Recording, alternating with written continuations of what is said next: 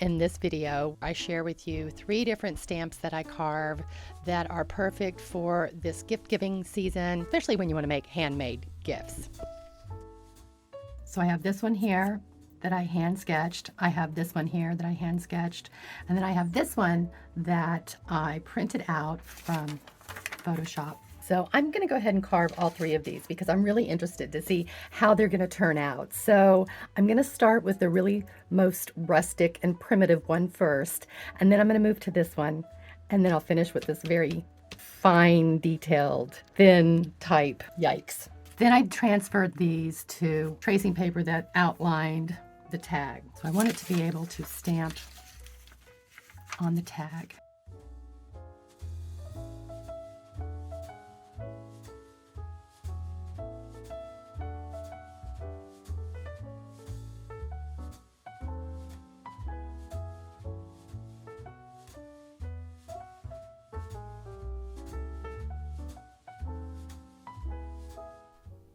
I think it's important to state here that this is a very unforgiving process. And if you do find that you're not doing perfect letters, especially when they're small, it does get difficult when they're small. Just be patient with yourself, be forgiving, and allow your imperfections to just be part of the charm of this handmade item.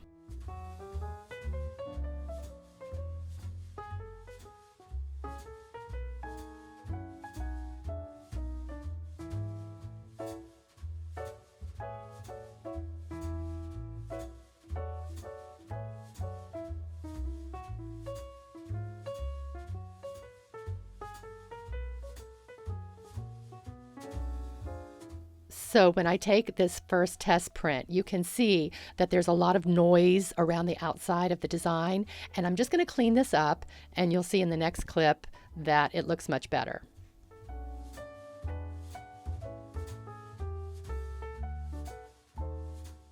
Okay, so I'm going to redo this width here because it's a little too tight and it's making me uncomfortable.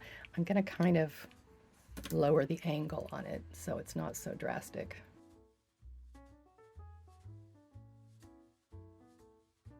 That's one of the really great things about this paper. It erases really well. So I'm just going to reference my previous sketch and kind of figure it out this way. I think that's better.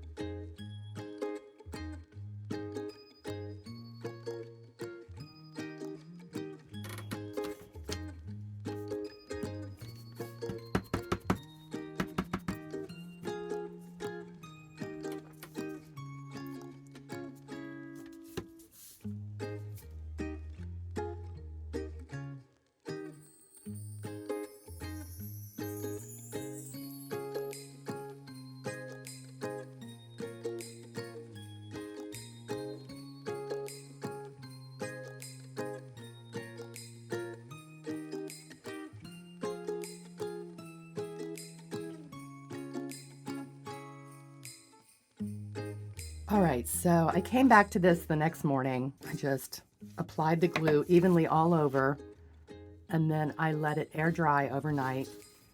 So now I can mount it on an acrylic mount, and so I'm just going to use it on the mount as I carve it. I also did it with the other one that I'm going to carve.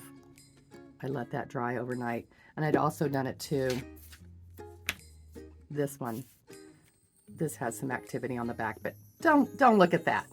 And so it's better if you can let it sit overnight. What you do is basically cover it with glue evenly, let it air dry. It can be like an hour and it's ready to go. But if you let it sit overnight, see, it starts picking things up here. See? But if you let it sit overnight, it's just a little bit easier to handle. If you let it sit for an hour and then you go to use it, when you go to take it back off of the acrylic mount, it can be a little tight and hard to remove. It will come off, but it's a little bit more effort. It's just better to let it let it hang out overnight. So I'm going to pick it back up where I left off, and no, it's not perfect, and that's okay. So there's a lot of things that are wrong with this, but I'm going to just go with it and clean this all out. I did my branches. I'm going to come in here and remove all of this. I'm probably not going to show you too much of it. I'm going to use my lino zip, I think it's number 25, pretty sure it's number 25, to come in here and then very carefully remove some of these big sections, making sure not to come in contact with the parts that I want to keep, like the words and the branches. So this, I say, use this kind of tool with discretion.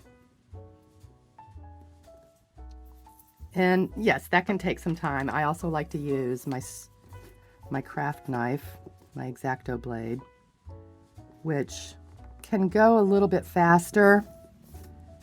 Again, though, you still have to be careful because you can take away parts that you don't want to. I'm going to use my X-Acto blade and then just come in here and so I'm just going to use my X-Acto blade and then just do what I can. And I'm not going to show you all of it because it does get really tedious. And I have another stamp to carve, so.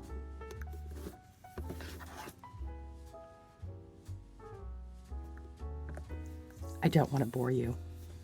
God forbid, I don't want to bore you.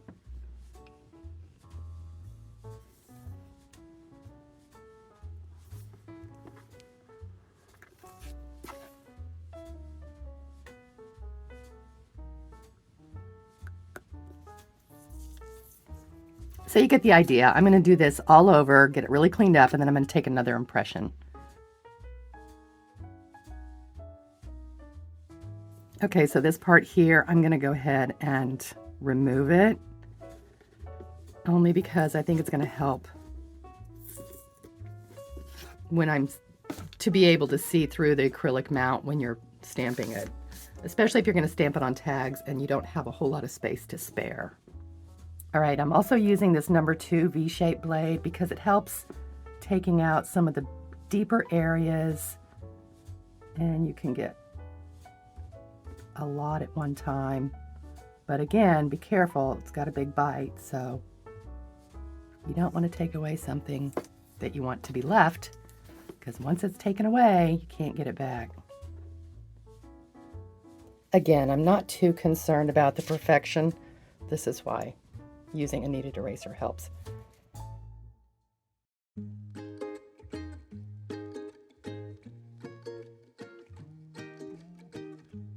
Now I could use my X-Acto blade for this, but I feel like I can carve straighter with my number 1 V-shaped blade, so I'm going to just go for it.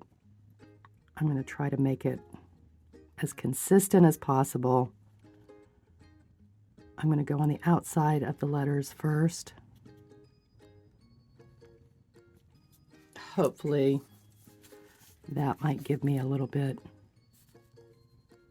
of continuity.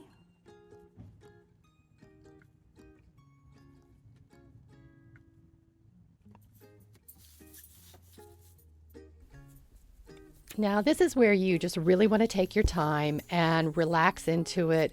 Be patient, be not meticulous, but just be very aware of where you're carving, and just think of it as a meditative process, because if you don't think of it as a meditative process, it can be a nerve-wracking process. It's the perfect opportunity to really just be in the present moment and be aware of what you're doing.